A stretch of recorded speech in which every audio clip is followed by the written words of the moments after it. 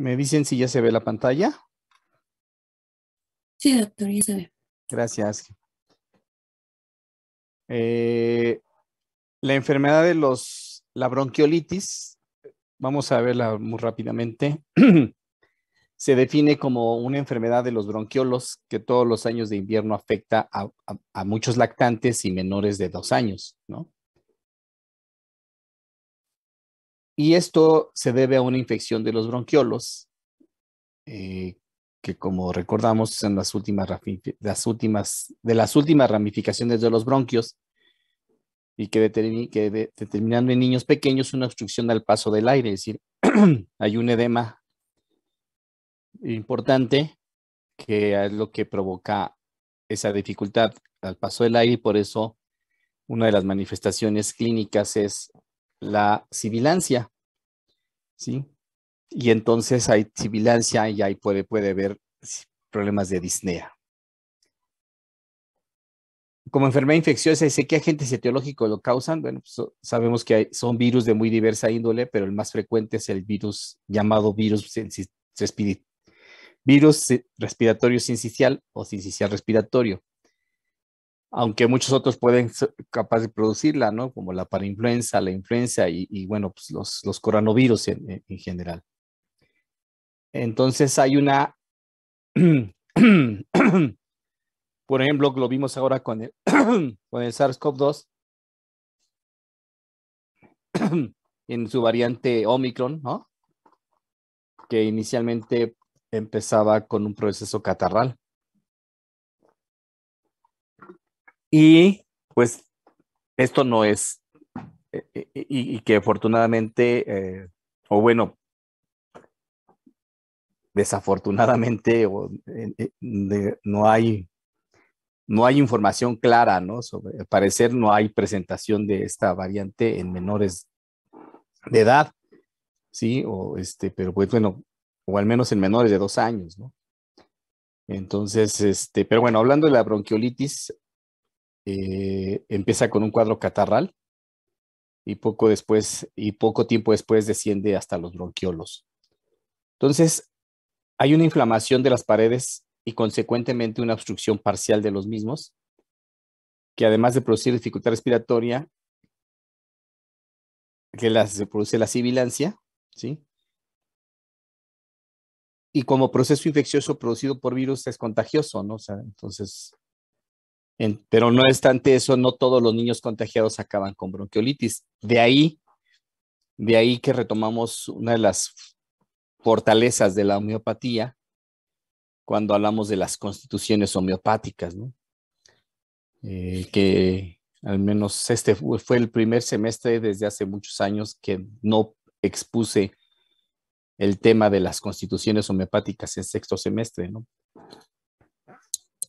Para mí, las constituciones homeopáticas han representado una posibilidad de prescripción rápida, pues porque vemos que de acuerdo a su constitución y a su temperamento de las personas hay unos terrenos predisponentes y hay familias de medicamentos, ¿no? Entonces, en lo personal era de gran utilidad porque podía prescribir o puedo prescribir medicamentos homeopáticos, si no el semejante, pero sí los próximos semejantes, en mis enfermos y para tener una atención rápida, más en estos casos que son agudos. Entonces, ¿de qué depende que estos niños se contagien o no? Pues depende mucho de su constitución, de su tendencia miasmática, ¿no? De lo que es la cuestión genética, ¿no? Lo que Hahnemann dejó como una teoría, ¿no? Su tendencia sórica, psicósica o sifilínica. Entonces, existen factores que favorecen la bronquiolitis, por ejemplo, la edad, ¿no? Si el niño contagiado tiene más de 2 años, los bronquiolos son suficientemente grandes como para no obstruirse cuando se inflaman. Entonces, tiene que ver mucho también con que todavía está en proceso de maduración, ¿no? De las vías respiratorias en los menores de 2 años, o más bien son pequeñitos, ¿no? Ahora, como decíamos, ¿no? el que se contagie o no suele estar relacionado con la inmunidad, no está relacionado con la inmunidad, sino más bien con cierta presión genética, ¿no? Entonces, ahí es donde nosotros como médicos homeópatas recordamos que el paciente, el sujeto carbónico, que es vulnerable de las vías respiratorias, que es vulnerable al clima frío, al invierno, ¿sí? Y cuando nos acordamos o cuando vemos su historia biopatográfica, hay, hay familiares directos con presencia de problemas de dermatitis atópica, de rinitis alérgica o bien de asma, ¿no?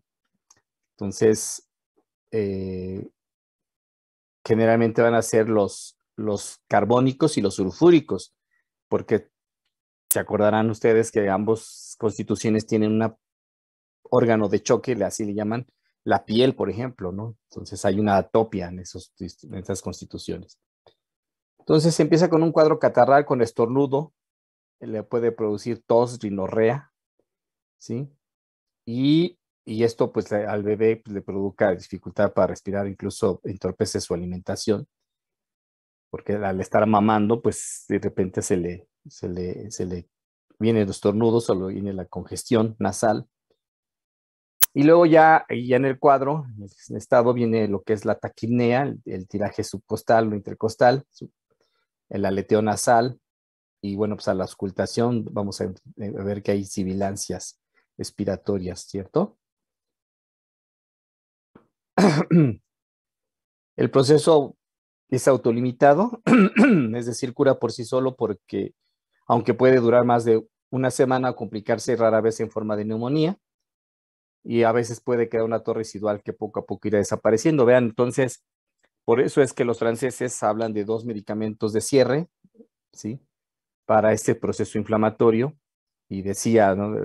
A ver cómo nos va ahora una de sus compañeras que está ya en servicio social, ha decidido titularse por tesis y uno de los temas que va a agarrar es exactamente, o quien pretende tomar son las secuelas COVID, ¿no? Entonces, vamos a ver cómo nos va con el tratamiento homeopático.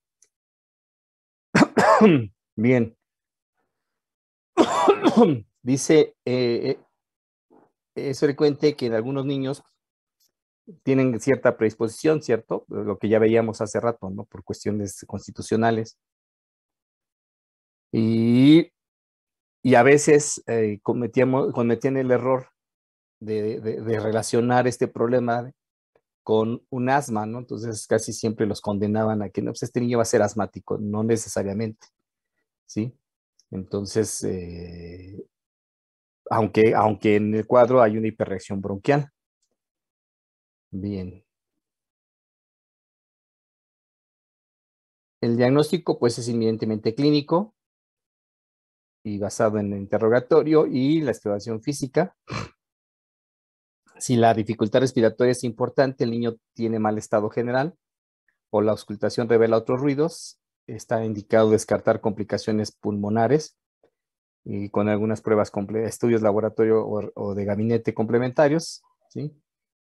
Y el tratamiento, pues básicamente es sintomático, ¿no? Si no hay un tratamiento como tal, pues es un virus, entonces hay que mantener, controlar la fiebre, ¿no?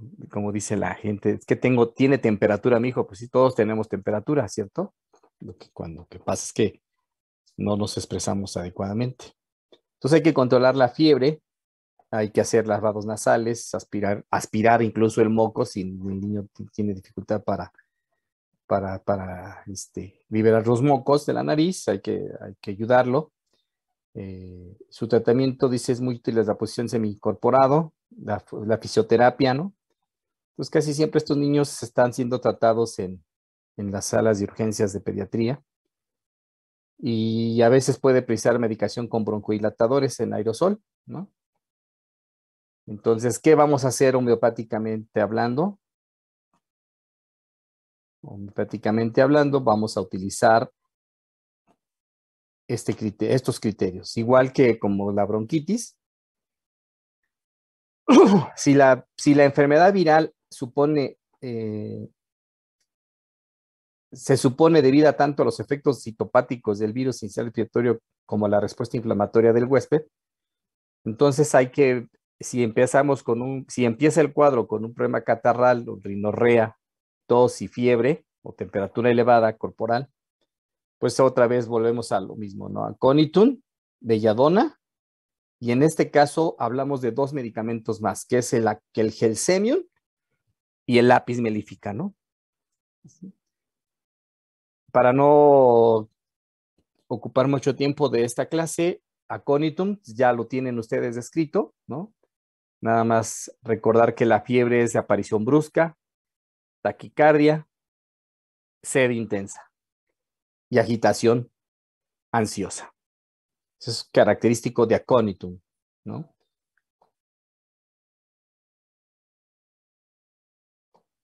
Vean ustedes, recordamos que dicen, bueno, güey, pero no dijimos hace rato que tenía un proceso catarral. Bueno, pues vean ustedes que a nivel de nariz hay un dolor, hay un coriza seco y obstrucción nasal. Entonces hay una sequedad. Entonces por eso de ahí viene también la necesidad de agua, ¿no? De hidratar. ¿Va?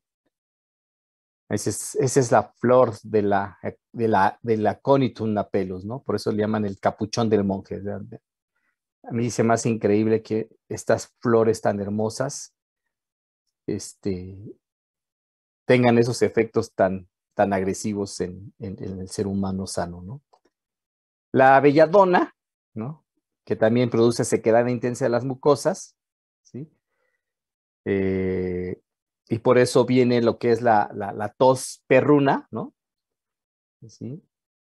Por la sequedad a nivel laringotraqueal y por eso a veces esa tos tan intensa y tan espasmódica, ¿no?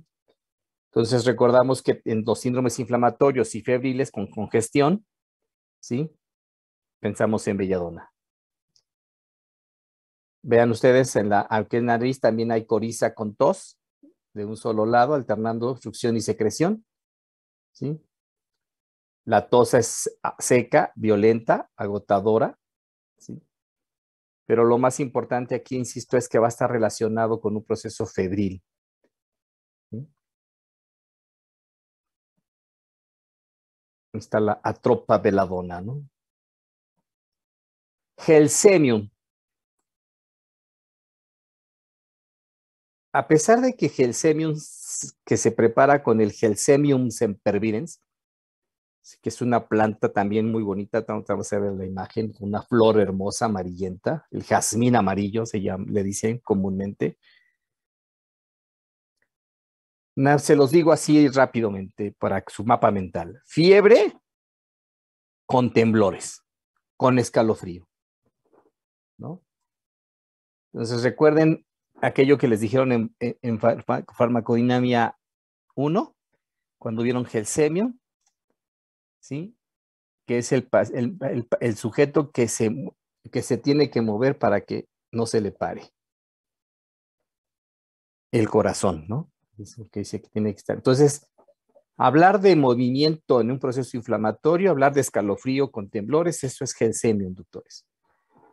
Recordamos rápidamente, fíjense, esta planta tiene principios activos que tienen una acción en el cerebro espinal, en el sistema nervioso cerebroespinal con una primera fase, o sea, en un primer momento hay excitación, temblores, calambres, trastornos de la coordinación. Por eso ustedes lo van a exponer en la última parte de esta unidad de aprendizaje cuando hablemos de síndrome de Parkinson, ¿no? Porque tiene esos trastornos de la coordinación y esos temblores, ¿no? Y luego viene una segunda fase con paresia, postración y astenia intensas, ¿no? Entonces, aquí podemos también recordar que en el síndrome de Guillain-Barré, ¿sí? También tenemos una aplicación importante de Gelsemium, ¿no? Entonces, hay una inflamación catarral, vean, hay profusa secreción acuosa escoriante con estornudos de mañana temprano, por eso lo metieron aquí en la literatura francesa, lo meten en la bronquiolitis por el inicio catarral, ¿sí? Y luego porque viene lo que en materia médica homeopática describen como una bronquitis aguda catarral, ¿no? Pero bueno, lo que pasa aquí es que hay disnea, cianosis. Entonces ya dijimos, no es que sea un paciente asmático, lo que está pasando ahí es que hay una hiperreacción bronquial, ¿sí? Que le está provocando dificultad para respirar, le está provocando sibilancias, ¿sí? Entonces, por eso es que si me apuran un poquito más que acónitum y belladona, que normalmente a veces los pacientes no van a llegar en ese momento, en las primeras horas de la enfermedad, el específico podríamos decir que aquí es Gelsemium, ¿no? Y luego también vean en lo que es el proceso de influenza, ¿no? Lo que conocemos como gripe. Hay postración, temblor, congestión cefálica, hay congestión cefálica con el rostro rojo. ¿A quién se parece? A belladona, ¿no? Pero ¿cuál es la diferencia? La sed, que aquí no tiene sed y belladona sí, y además de que aquí hay un temblor constante. Eso es característico de Gelsemium, doctores. Ahí está, vean ustedes el jazmín amarillo, ¿no? O sea, Apis, ¿sí? El denominador común clínico de todas las menciones es la brusca aparición del edema, ¿no? Entonces recuerden que Apis hay congestión, no tan extensa como en belladona, pero gracias a la fosfolipasa 2 y a la hialuronidasa, hay infiltración del tejido celular subcutáneo y entonces la manifestación clínica de Apis que lo diferencia de belladona es el edema, ¿no? Incluso dice la materia médica homeopática, es un edema pálido, ¿no? Es decir, no está tan rojo como belladona, ¿sí? Y entonces, acuérdense que Apis tiene catarro que se agrava por el calor. O sea, Apis se agrava por el calor, ¿sí? Entonces, a nivel de la respiración es estertorosa, y características de Apis mellifica en el proceso inflamatorio. Fiebre sin sed. Fiebre sin sed, pero con temblor, Gelsemium.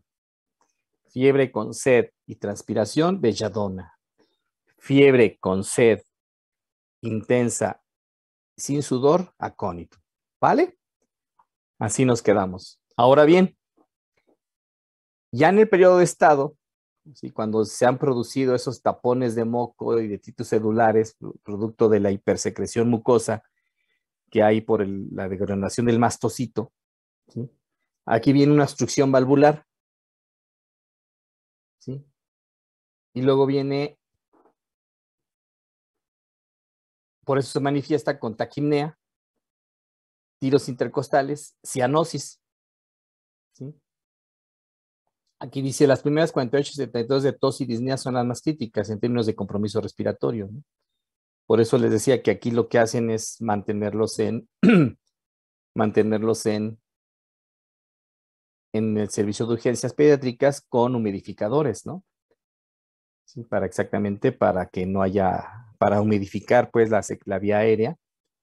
Y entonces, aquí vamos a hablar de otro medicamento que se parece a ipecacuana, pero que por la cantidad de secreción y la cianosis que se presenta, ¿sí? En esos pacientes, tiene una mayor aplicación. Antimonium tartaricum, doctores.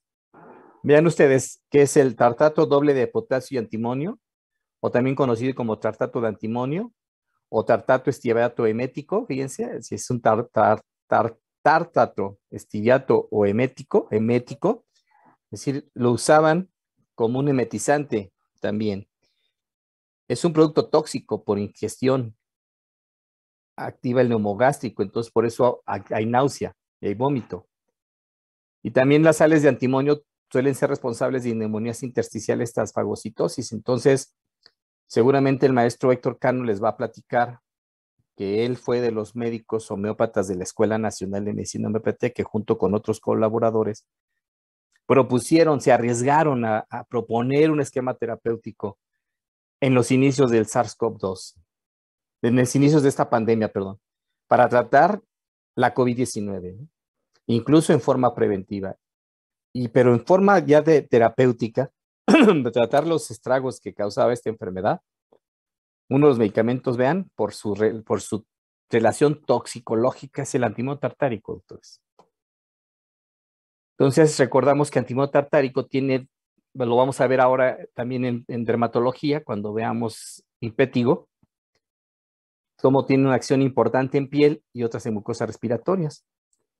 Y a nivel respiratorio, ¿sí? Puesto que llega a producir por toxicidad una neumonía, ¿sí? O datos neumónicos, las mucosas sí se expresan con, respiratorias se expresan con estertores finos o húmedos, con una gran cantidad de moco en los bronquios. Y entonces esto le produce una respiración difícil y ruidosa. Recuerden que aquí hay una respiración tan ruidosa que a veces no es necesario ni siquiera, los estertores son gruesos, que ni siquiera perdón, son muy finos o húmedos, pero ni siquiera a veces necesitas el estetoscopio, ¿sí? Y hay una necesidad constante de expectorar o de expulsar las secreciones, que cuando logra expectorar o vomitar prácticamente esas secreciones, ¿sí? Y si las tocamos, las agarramos, van a ser, o vamos a ver que son filantes, espesas, como si fueran clara de huevo. ¿Ok? Entonces, como hay una situación ahí, alteración en intercambio gaseoso, hay una lisdea con aleteo nasal y eso se expresa con cianosis, ojeras y somnolencia. ¿Ok? Entonces dice esencialmente de disnea severa, combina todos los estados respiratorios agudos que dificultan la hematosis, ¿no? Es decir, no hay un intercambio gaseoso adecuado, ¿sí? Por eso es que dice que en los niños bronquitis asmáticas, pero en este caso lo estamos aplicando para un niño con bronquiolitis, donde hay espasmo, hay edema y hay obviamente sibilancias y cianosis. ¿Vale? Ahí está, antimonio tartárico. Obviamente, si las sales de antimonio son capaces de estimular, provocar una reacción vagal y provocar náusea y provocar vómito y provocar neumonía, pues obviamente su dinamización debe ser por arriba de la 12, la 30 centesimal, ¿vale? Y pecacuana, ya lo vimos, ¿no? Ya recordamos que también tiene una acción sobre el neumogástrico y por eso provoca fenómenos espasmódicos, sobre todo náusea persistente, ¿sí? Entonces, siempre que tienen un paciente con hiperreacción bronquial, bronquiolitis o en un estatus asmático, casi siempre se les tiene que venir a la mente ya antimonio tartárico y ipecacuana, ¿no? Son medicamentos muy próximos, aunque tienen sus características, ¿no? ¿Cuál es la característica de ipecacuana? Lengua limpia, cialorrea y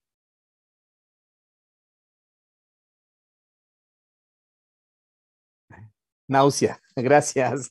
Náuseas persistentes. Vientos. Vean, ahí está lo que se utiliza es la raíz de la Cephaelis ipecacuana. Y por último, el carbo vegetabilis, ¿no? El carbo vegetabilis, que muchos lo mal denominan carbón vegetal, ¿no? Ya más les falta decir carbón activado, ¿no? Permítanme un segundito.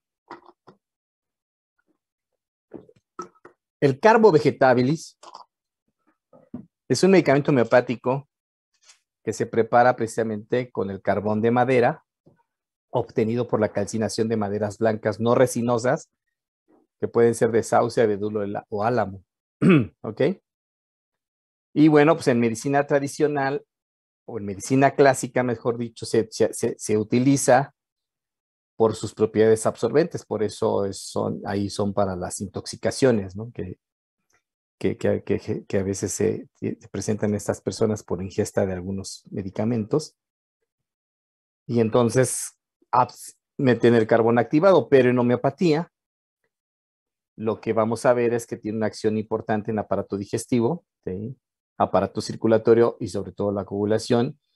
Y en la intoxicación con CO2, más bien la intoxicación con CO2, así como la experimentación o la experimentación terapéutica, se ha evidenciado que sus efectos son debidos a una hipoxemia de los centros vulvares, lo que provoca torpeza, debilidad general, postración, tendencia en síncope y al colapso. Por eso esos pacientes que tienen esa necesidad importante de aire, ¿sí? En la bronquiolitis o en el estatus asmático, funcionan de maravilla carbovegetales, ¿no? Aquí como lo contradictorio, ¿no? De las modalidades, ¿no? Las sensaciones de que por dentro está que se quema y frío externo, o sea, afuera está frío, pero él por dentro siente que se quema. Y luego vean ustedes la mejoría abanicándose o eructando, ¿no? Entonces, por hablando de los problemas alimenticios o los problemas gástricos más que alimenticios, ¿no? Es un medicamento que puede decir que es de acción gastroesofágica, ¿no? Entonces, por abuso del vino, de las bebidas alcohólicas, el uso de alimentos grasosos, ¿sí? Pero bueno, hablando de problemas respiratorios, recordamos que hay una insuficiencia respiratoria, hay disnea crónica y por eso a veces lo podemos más bien relacionar en pacientes, por ejemplo, con EPOC o con un cor pulmonale crónico. Aquí, por ejemplo, la literatura francesa relaciona a carbo con fósforos. Recuerden que los franceses son pluralistas. Los franceses manejan más de un medicamento. Y a diferencia de la escuela norteamericana, kentiana, que es de un solo medicamento, ¿no? Entonces, vean ustedes, ellos recomiendan de la 15 a la 30, obviamente, de efecto contrario, una dosis diaria o una dosis semanal, según la modificación de los gases sanguíneos, es decir, cuando hay un problema crónico, lo manejan de esta manera. Yo lo he manejado en método plus o en posología plus, de acuerdo a lo que Hahnemann escribió en la 50 milesimal o paracentesimales en las enfermedades crónicas, diluido en agua, ¿no? Entonces, cuando esos pacientes tienen una gran dificultad respiratoria, ¿sí? Entonces, y que no hay una mejoría que no hay tanta secreción, pero sí hay una gran dificultad respiratoria, manejo carbovegetabilis, el método, decía método plus, ¿sale? Y bueno, en este caso, fíjense cómo además de sulfuriodatum y pulsatilla, también recomiendan China, ¿no?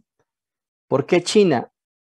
Porque recuerden que la Cinchona officinalis, que fue el primer medicamento que experimentó Samuel Hahnemann o que hizo investigación en fase 1 en sujetos sanos, en sí mismo, fue la Cinchona officinalis. Y una característica que tiene el medicamento China es que hay una gran debilidad después de un proceso infeccioso, después de un proceso inflamatorio o de una enfermedad prolongada, después de pérdidas de líquidos vitales, ¿no? De fluidos, ya sea por una menstruación prolongada, ya sea por una diarrea, evacuaciones diarreicas abundantes. Entonces, más que es la debilidad con la que quedan los pacientes, ¿no? Por ahí se acuerdan ustedes que cuando estaban en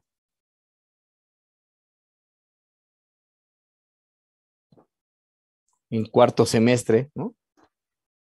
Cuarto o tercer semestre, si no me falla los cálculos matemáticos, ustedes estaban en la pandemia, inicios de pandemia en esos semestres. Se acordarán que uno de los medicamentos que recomendaban, ¿no? Para el tratamiento de la COVID-19 era la quinina, ¿no? El sulfato, sí, la quinina. Y entonces, algunos médicos homeópatas, pues bien vivos, ¿no? Dijeron, no, pues la China, tintura madre, ¿no? Pues si hay, incluso se escaseó ese medicamento porque no sabían, entonces estaban dando palos de ciego, ¿no? Sin embargo, yo he utilizado China con muy excelentes resultados en esos pacientes que tienen como secuela principal de la COVID-19 el cansancio, el agotamiento, ¿no? Entonces, en este caso no hay secreciones, no hay tos, pero sí hay una gran debilidad. Y lo que les decía hace rato, ¿no? La combinación que hicieron Requebec, al menos, de pulsatilla y sulfur, ¿no? El sulfur, pues ahí se los dejo de tarea, pues es un gran policresto, entonces habría que, se los dejo como tarea para que me hagan favor de investigar cuáles serían, con base en qué, en sus datos patogenésicos podríamos recomendar sulfur con un medicamento de cierre en procesos inflamatorios. ¿Vale? Doctores. Sí, doctor. Sí, doctor. Sí, doctor. ¿Están en clase? Bueno. Sí, aquí estamos. Aquí estamos. Aquí estamos, doctor. Conste, Paola, ¿eh? ¿Y quién fue el varón que me contestó? ¿Luis Fernando o Christopher? Alan. Aquí, doctor Fernando. Ah, muy bien, Fernando. ¿Quiere decir que Alan está desayunando todavía? No, ¿cómo cree, doc? Muy bien, doctores. Muchas gracias que están pendientes de estas vainas. Bien, entonces 15 minutos más les robo. Jefa, se me acaba de ocurrir, y perdón, pero lo advertí desde un principio. Soy muy psicósico, ¿no? Y entonces, de repente me ocurren cosas como las que me ocurrieron hace 8 días que tuve que ir a la Cofepris. Y y se me van los días, se me va el tiempo y pierdo la noción, ¿no? Entonces, no me había percatado que solo teníamos esta clase y que el próximo viernes es 16 y que es a huehuete que tengamos que descansar. Y máxime sí vamos a estar un poco desvelados, ¿no? Porque ya es una costumbre casi general de hacer una noche mexicana para conmemorar nuestra independencia.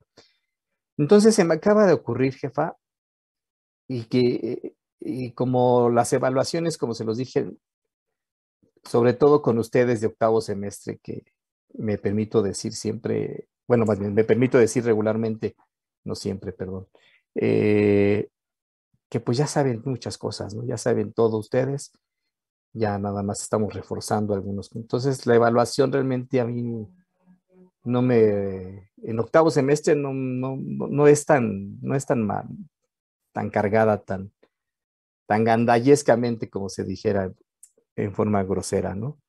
Entonces, voy a hacer un caso clínico, nada más.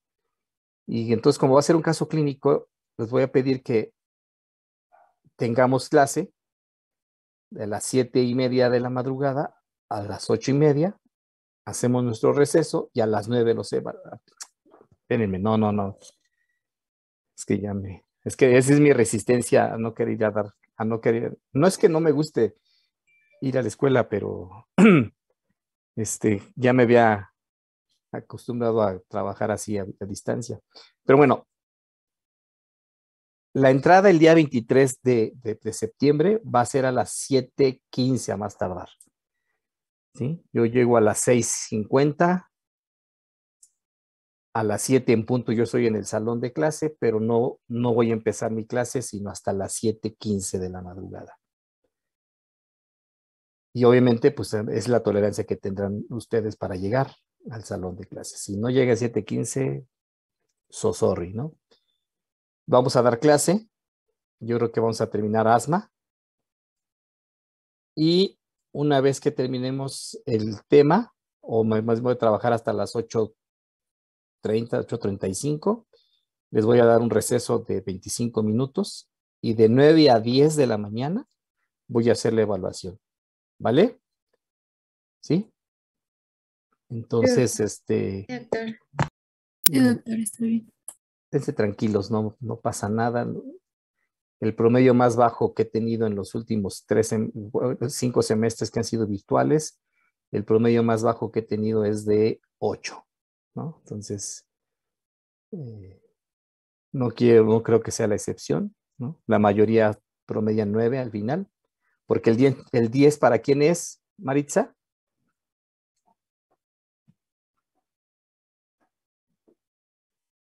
No está Maritza. ¿Para quién es el 10, Aline, jefa? Pues no sé, para los que estudian demasiado. No, el 10 es para el maestro. Ah, ok. Entonces, ustedes simples mortales no pueden ser más que, no pueden tener derecho más que acceso más que a un 9. ¿Sale? No, no es cierto. La mayoría promedian bien. Entonces, pues dicho esto, ya acordamos, ya un cambio ahí.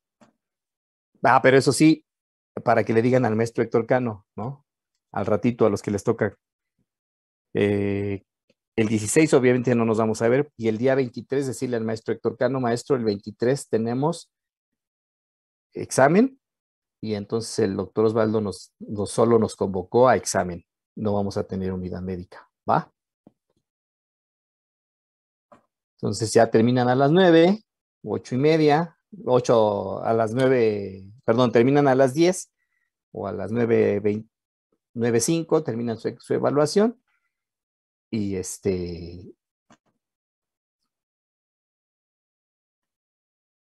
y ya se van a su casa o a desayunar al Tox, y luego ya se van a su clase de inmuno. Bueno, entonces vean. Ay, bueno, doctor. Dígame, sí. De la semana pasada que estuvimos nosotros con él, creo que sí se lo comentamos o ya estaba enterado de que el día del examen no íbamos a tener clínica.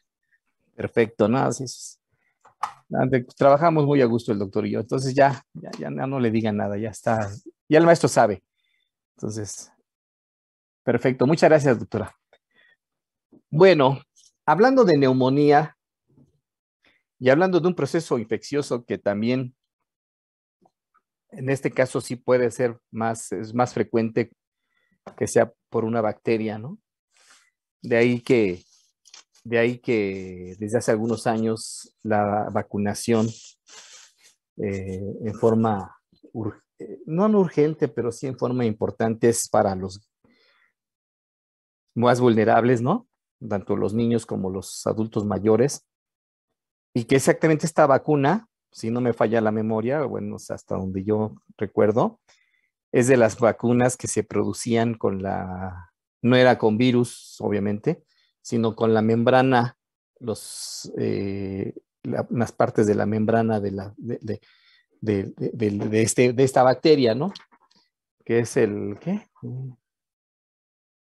Es el neumococo, ¿no? ¿O cómo se llaman? ¿Cuál es la bacteria que produce que está relacionada con la neumonía, doctores? Streptococcus pneumoniae. El Streptococcus pneumoniae. Gracias, doctor. Gracias. Entonces, esta es de las vacunas que se trabajan, insisto, con elementos de la pared celular y en la pared de la bacteria, pues. Entonces, cuando inicia, obviamente, como es un proceso inflamatorio y agudo, también puedes iniciar con un cuadro febril. Entonces, aquí, por ejemplo, los franceses recomiendan aconitum y belladona para esos inicios bruscos con fiebre, ¿no? Y fíjense aquí, no sé si lo conocieron, porque varios maestros de la escuela también ahora con la COVID-19 empezaron a recomendar este medicamento, no sé si lo conozcan, se llama Oscillococcinum. Si lo han visto en Walmart, en Sanborns, en algunas farmacias, creo que también a San Pablo lo venden. Es un preparado de Boiron, de los laboratorios Boiron de Francia, que es un autolizado del hígado y el corazón del pato de la Bavaria. Por eso es Anas Barbaria Hepatis et Cordis, ¿no? Y está dinamizado a la 200 corsacoviana, ni siquiera es centesimal, corsacoviana. Entonces, este medicamento, los franceses, incluso sus trabajos, como no había una patogenesia como tal, presentaron sus estudios clínicos, los publicaron en Lancet. Un artículo que ha sido muy, muy, muy criticado obviamente, por los alópatas, ¿no? Ya saben, los alópatas se sienten dioses, los cabrones, y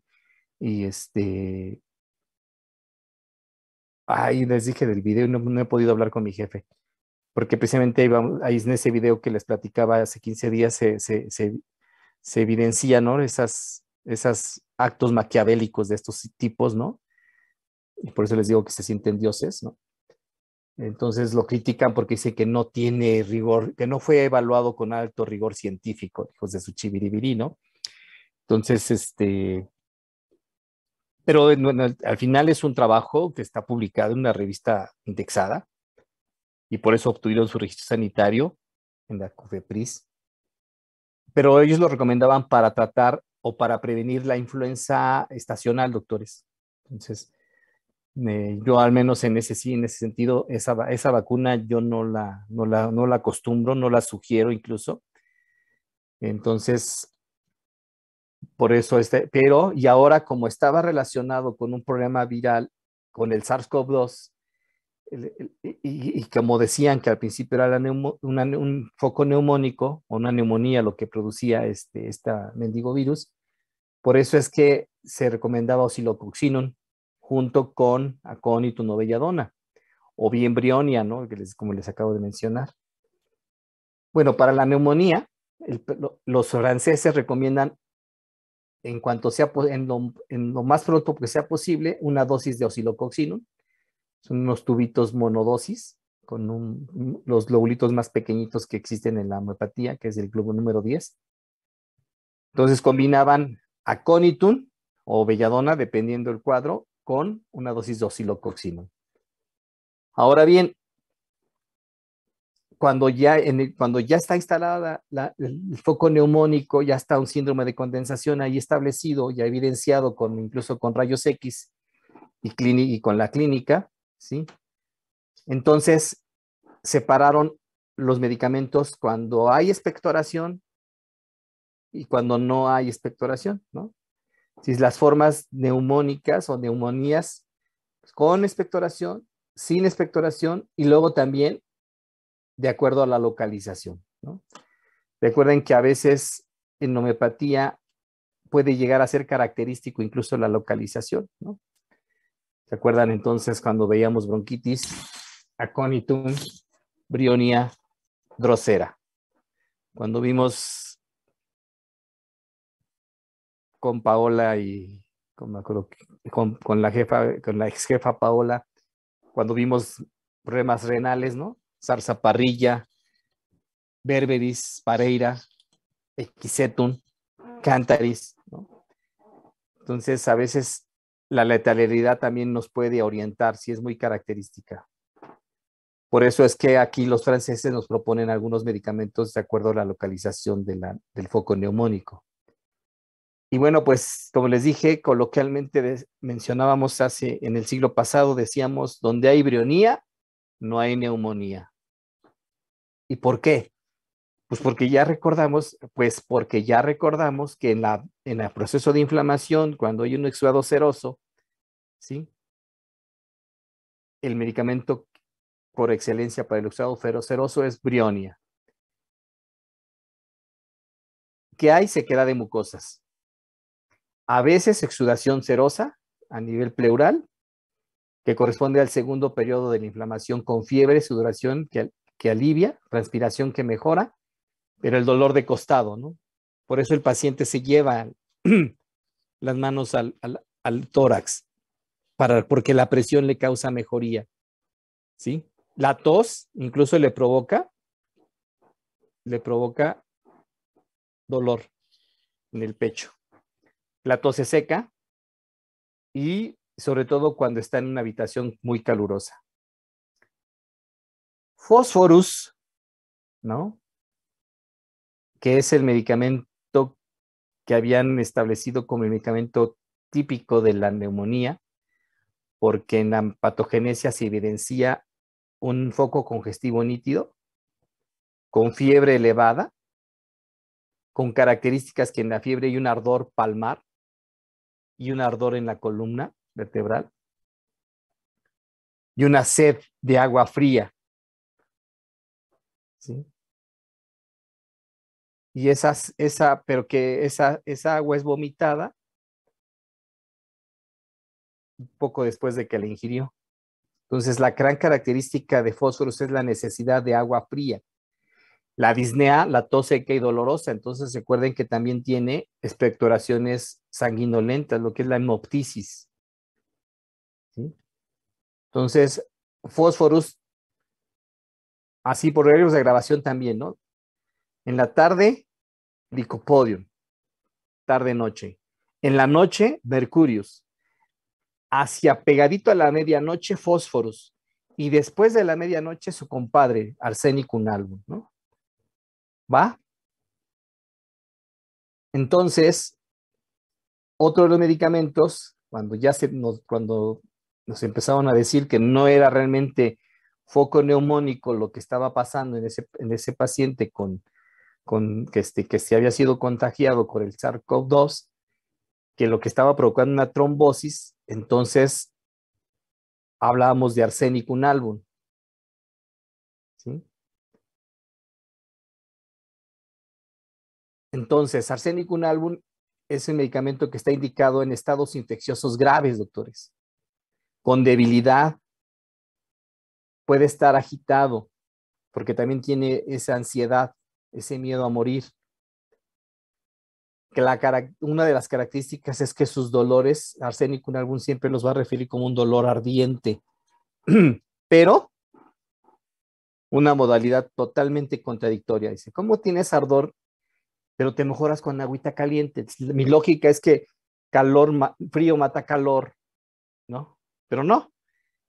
Arsénico en algún dice, no, a mí ponme calorcito y mejoro, ¿sí? Entonces, la expresión sintomática, la tos con disnea, que hace que el paciente se ponga ansioso porque le falta el aire, es en la madrugada, después de la medianoche, ¿no?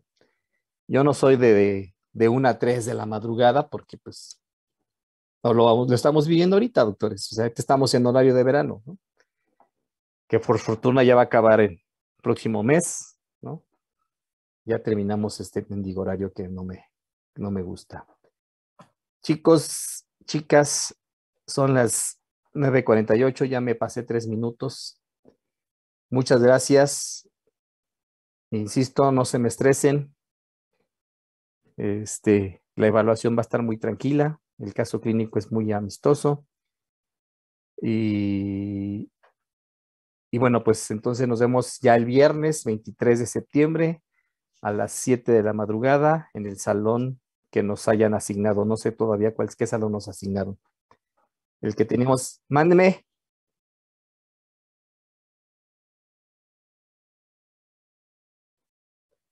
Porque tendría que darles la clase virtual lo tendría que dar en la escuela, Maritza. Y yo. Y desafortunadamente, permítanme un segundo.